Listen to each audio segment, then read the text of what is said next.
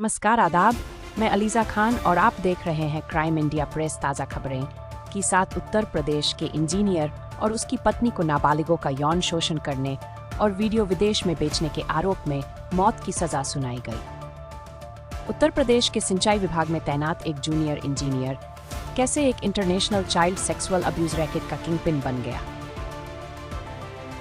इसका जवाब शुक्रवार को बांदा के एक कोर्टरूम में सामने आया, जहां पियोक्सो कोर्ट ने बच्चों के यौन शोषण के सबसे परेशान करने वाले मामलों में से एक में रामभवन और उसकी पत्नी दुर्गावती को नाबालिगों का यौन शोषण करने और उनके वीडियो डार्क वेब पर इंटरनेशनल खरीदारों को बेचने के लिए मौत की सजा सुनाई।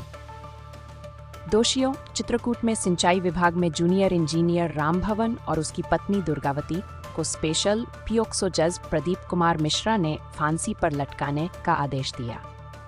कोर्ट ने कहा कि ये अपराध अपनी क्रूरता, पहले से सोची समझी साजिश और इंटरनेशनल असर के कारण रेयरेस्ट ऑफ रेयर कैटेगरी में आता है।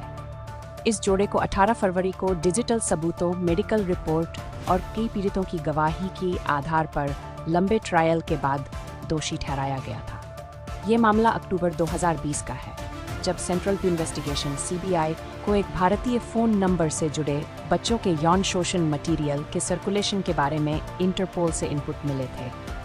इस खुफिया जानकारी पर कार्रवाई करते हुए CBI ने 31 अक्टूबर 2020 को एक FIR दर्ज की। 17 नवंबर 2020 को रामभवन को गिरफ्तार किया गया।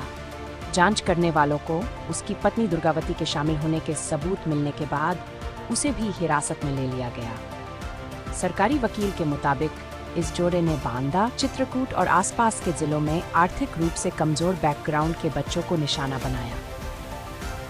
कथित तौर पर उन्होंने 5 से 16 साल के नाबालिगों को लालच और तोहफों का लालच दिया। कोर्ट को बताया गया कि बच्चों का यौन उत्पीड़न किया गया और इन कामों को लैपटॉप, कैमरा और मोबाइल डिवाइस से रिकॉर्ड किया गया।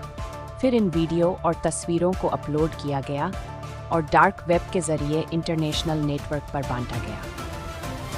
के दौरान CBI को एक पेन ड्राइव मिली, जिसमें नाबालिगों के 34 वीडियो और 669 तस्वीरें थीं। डिजिटल फोरेंसिक एनालिसिस से कंटेंट सीधे आरोपी से जुड़ा।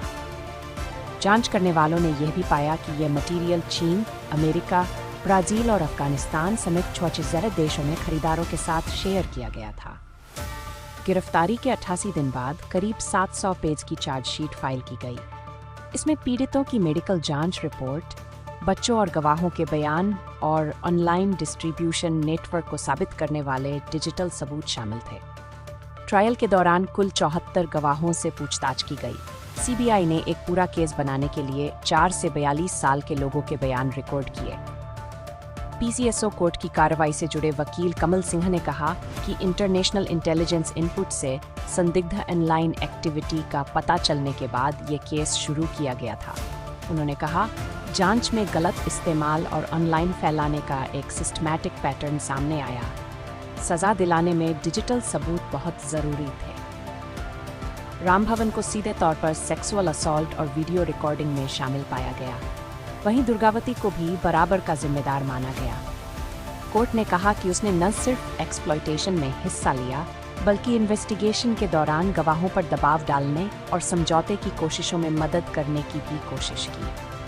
प्रोसिक्यूशन ने कहा कि ऐसे क्राइम में माता-पिता जैसे लोगों के शामिल होने से पीड़ितों का साइकोलॉजिकल ट्रॉमा और गहरा हुआ और यह अब्यूज़ का एक सोचा समझा और लगातार पैटर्न दिखाता है। सज़ा सुनाते हुए जज प्रदीप कुमार मिश्रा ने कहा कि ये जुर्म बहुत ही घिनौना था और इसका समाज पर बहुत बुरा असर पड़ा। जज ने कहा, आरोपियों ने जो काम किए हैं वे इतने गंभीर हैं कि वे समाज की नैतिकता और बच्चों की सुरक्षा की बुनियाद पर ही चोट करते हैं।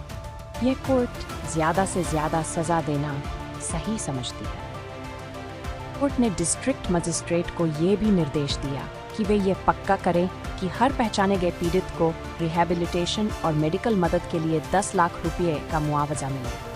बताया जा रहा है कि कुछ प्रभावित बच्चों का फिजिकल और साइकोलॉजिकल ट्रॉमा के लिए नई दिल्ली के AIIMS में इलाज हुआ था।